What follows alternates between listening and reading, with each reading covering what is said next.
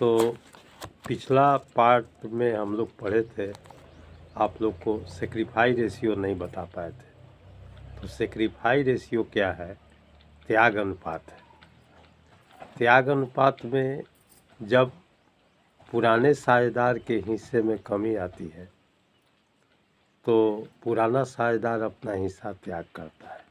यह परिस्थिति तब उत्पन्न होता है जब नया साझेदार फर्म में प्रवेश करता है या पुराना साझेदार नया साझेदार फर्म में प्रवेश करे या साझेदारों के लाभ हानि के अनुपात में परिवर्तन हो। सेक्रीफाइस रेशियो का सूत्र होता है old ratio minus new ratio.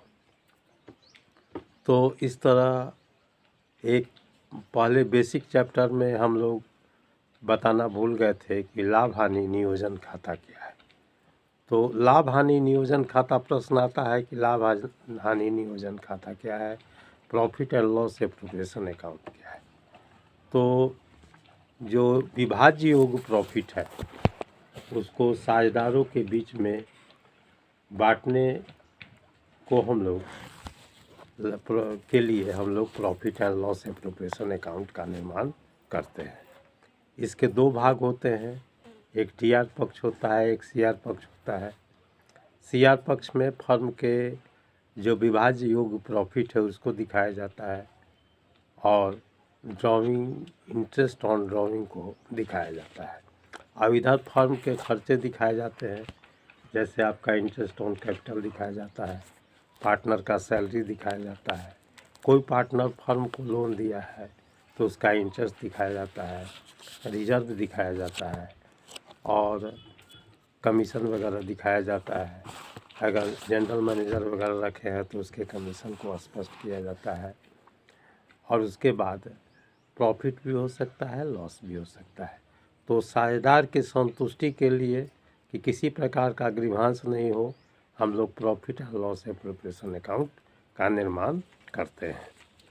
अब रही बात कि आपको लाभ प्राप्ति अनुपात क्या है, तो लाभ प्राप्ति अनुपात में क्या होता है कि जब साझेदार अवकाश ग्रहण करता है या आपको साझेदार डेथ करता है तो उस परिस्थिति में आपको लाभ प्राप्ति अनुपात की गणना की जाती है।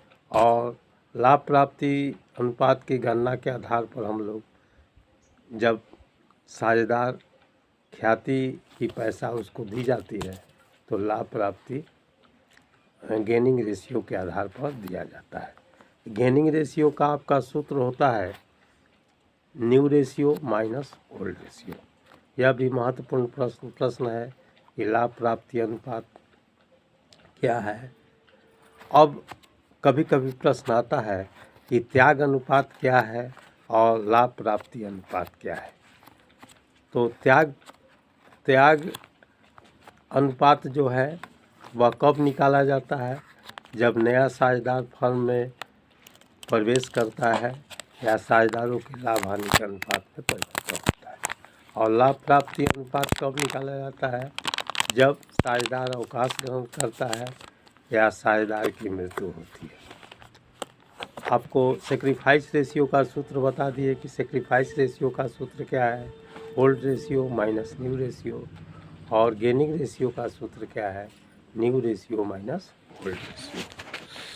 और इसमें त्याग अनुपात में पुराने साझेदार के लाभ अनुपात में कमी आता है और लाभ प्राप्ति अनुपात में जो है वह डेथ पार्टनर का या रिटायर पार्टनर का लाभ का हिस्सा जो एग्जिस्टिंग पार्टनर है वो प्राप्त करता है। तो अंतर में हम इसको स्पष्ट इस तरह से कर सकते हैं कि दोनों में अंतर है, या त्याग अनुपात कब निकाला जाता है और लाभ प्राप्ति अनुपात कब निकाला जाता है। और इसमें जब नया साझेदार फर्म में प्रवेश करता है और ख्याति की राशि लाता है तब हम लोग त्याग अनुपात निकालते हैं। और लाभ प्राप्ति अनुपात तब ज्ञात किया जाता है जब रिटायर पार्टनर को या डेथ पार्टनर को ख्याति की राशि दी जाती है ताकि वह शेष जीवन ठीक से बिता सके। मोटा मोटी यही सब प्रश्न आते हैं। अब आपका व्यवसाय का तीसरा फॉर्म है कंपनी व्यवसाय। तो कंपनी व्यवसाय साझेदारी व्यवसाय, सोल ट्रेडिंग व्यवसाय उससे विस्तृत रूप है। इसमें से बड़े आकार का हम व्यवसाय संभव बना सकते हैं।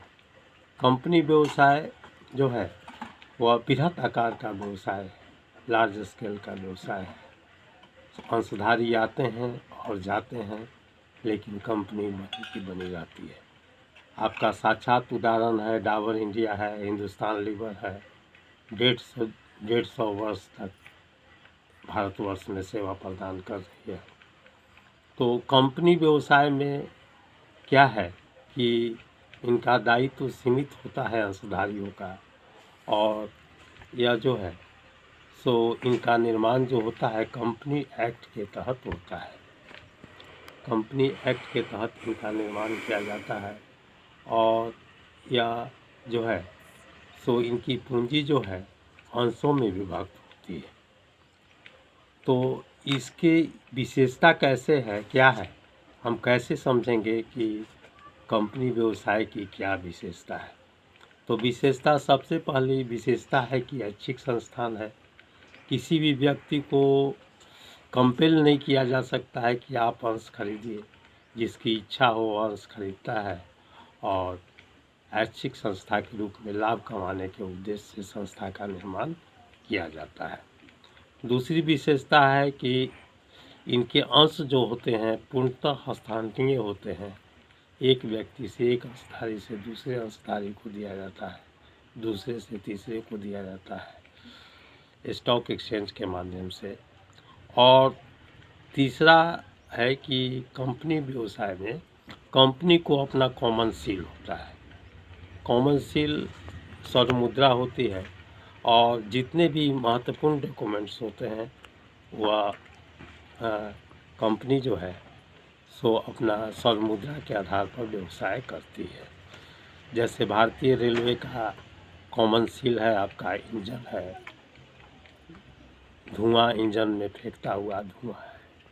डाबर इंडिया का कॉमन सील है बच्चा रुद्राक्ष का माला पहने हुए है ना। यह स्वस्थता का प्रतीक है, बताता है डाबर इंडिया कि हम आयुर्वेदिक औषधि बनाते हैं, आयुर्वेदिक प्रोडक्ट बनाते हैं और हाई क्वालिटी का प्रोडक्ट बनाते हैं। कंपनी के का जो प्रोडक्ट होता है हाई लेवल का होता है, और रॉ मटेरियल हाई क्वालिटी का व्यवहार किया जाता है, और हाई क्वालिटी का प्रोडक्ट होता है। और उसके साथ साथ हम आपको पहले भी बताए थे कि कंपनी एक कंट्री का एसेट्स है।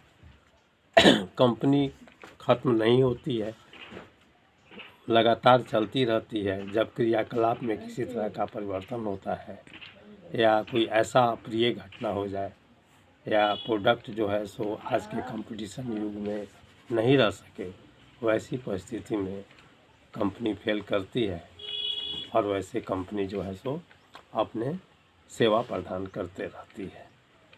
तो इस तरह कंपनी की विशेषता है कि ये सब विशेषताएं कंपनी की है।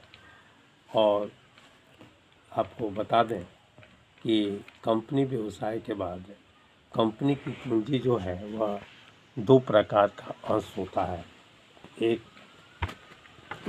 पूंजी का अंश, एक पूर्वाधिकार अंश होता है जिसको हम लोग प्रेफरेंस शेयर कहते हैं, और दूसरा समता अंश होता है जिसको इक्विटी शेयर कहते हैं। तो प्रेफरेंस शेयर की कुछ विशेषता है कि प्रेफरेंस शेयर हम किसको कहते हैं। तो प्रेफरेंस शेयर उसे कहा जाता है जो जिसे पहले लाभांश प्राप्त करने का अधिकार होता है।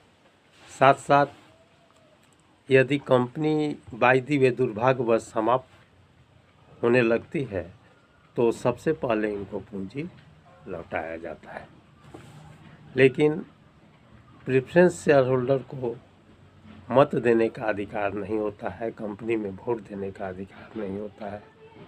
लेकिन इक्विटी शेयर होल्डर जो होते हैं या समता अंशधारी है, वह कंपनी के असली स्वामी कहे जाते हैं। इनको मत देने का अधिकार होता है, लेकिन इनको लाभांश तब मिलता है जब प्रेफरेंस शेयर होल्डर के लाभ से बच जाने के बाद इनको लाभांश मिलता है।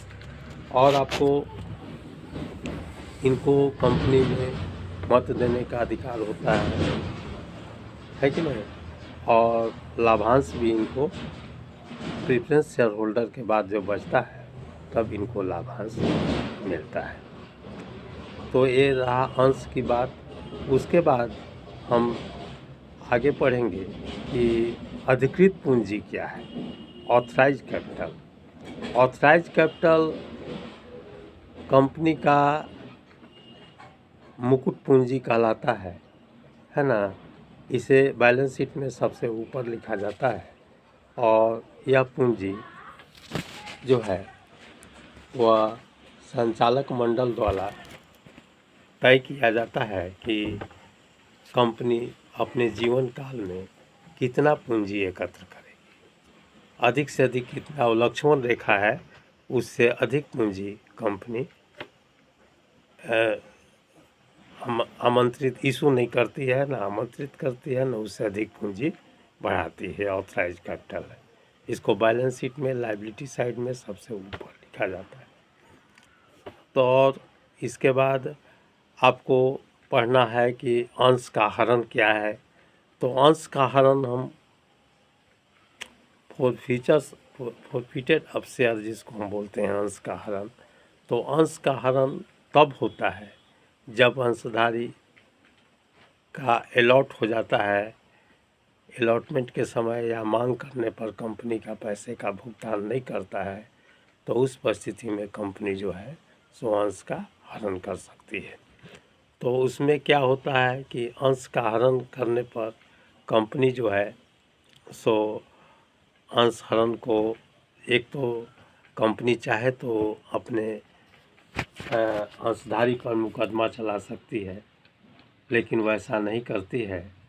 कंपनी अपने सदस्य रजिस्टर से अंशधारियों का नाम काट देती है, और पैसा को जो भी पैसा वे एप्लीकेशन के समय दिए हों या अलॉटमेंट के समय दिए हों, क्या करती है कि जब्त कर लेती है। यही फोरफिटेड ऑफ शेयर है, अंशों का जब्तीकरण जिसको हम लोग कहते हैं। लेक्चर में हम इतना ही अभी तक आप लोगों को एक आइडिया देते जा रहे हैं कि ऑब्जेक्टिव टाइप क्वेश्चन ये सब आते हैं। और यदि आपको अच्छा लगे तो कृपया सब्सक्राइब कीजिएगा। धन्यवाद।